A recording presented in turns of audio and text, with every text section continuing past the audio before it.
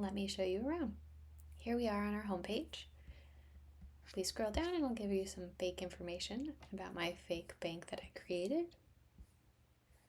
We can access the login page from the homepage here by clicking on this button, or we can also navigate from the nav bar. Let me show you there. The nav bar changes the background color depending on which page you want to navigate to. If you click on it, it's most obvious if you click on the homepage here. It starts with green, switches to white. The other one's less obvious, but it goes from like a gray to a white. That was definitely one of my biggest challenges, was getting these to change the color that Bootstrap had set for them. I was able to get the Pacific Northwest Bank to change colors, but I never got these two, so I was kind of stuck with what was given for me. As you can tell here on our all data page, we have one user. It's hard-coded into the code, therefore shows up regardless of what you've done so far. But let's go ahead and create some more. On our create account page, the account button is disabled if nothing has been written. If we add a name here and we try to create an account, it tells us to add an email.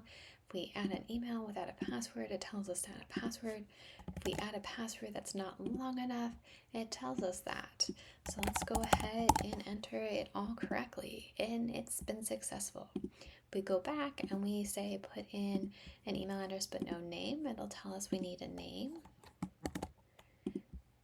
So let's go ahead and create another one. Success.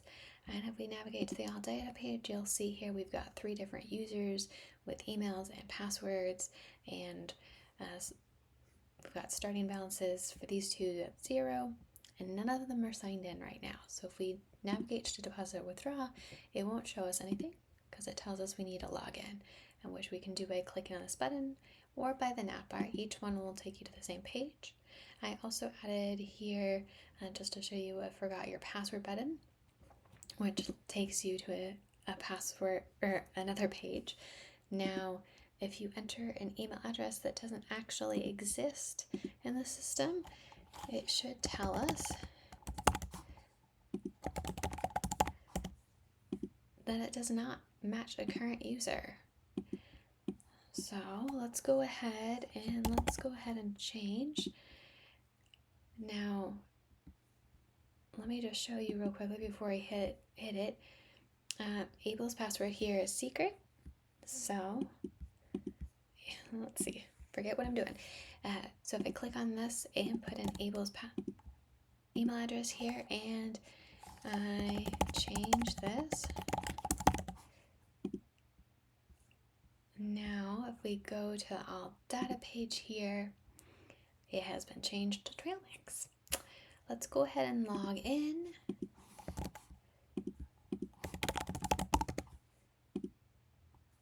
And success, I have logged in. Now let's go to the deposit page. We have options between savings and checking.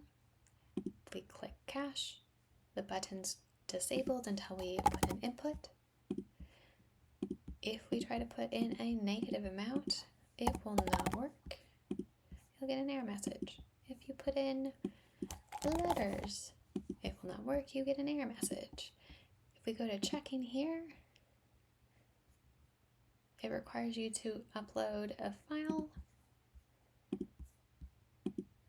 for the button and for this to be filled in, but you'll get a message that won't work. Same thing with a negative number.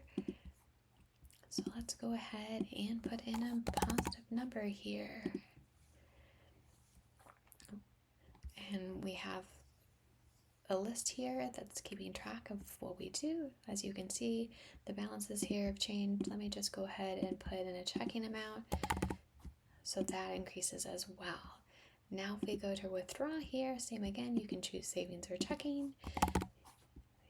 If you put in an amount, it will pop up with what bill you would like. So let's say we want 100, submit it, and then it shows up over here again that we have withdrawn that money, and this has dropped down. Now let's say we want to subtract more than what we have in our bank account, it will give us an error message.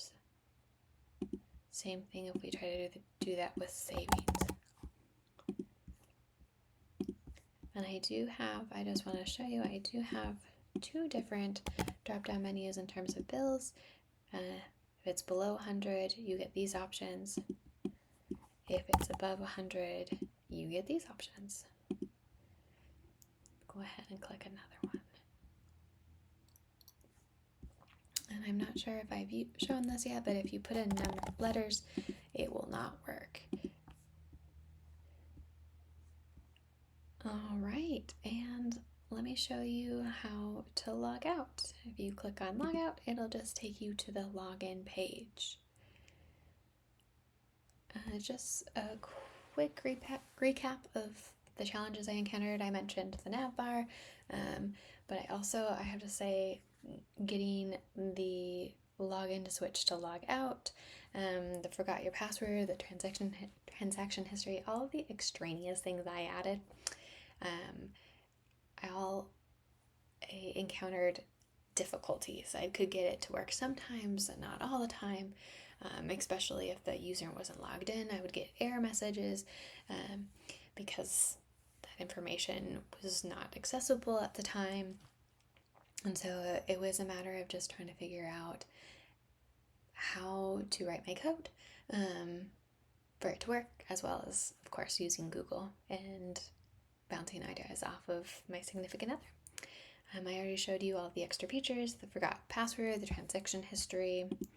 I did not do a form component, mostly because each form was different enough that I didn't feel like I could make it the same.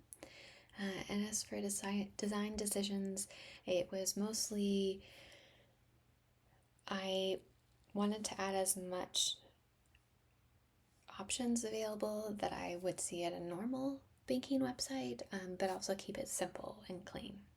And that's it. Thanks for listening.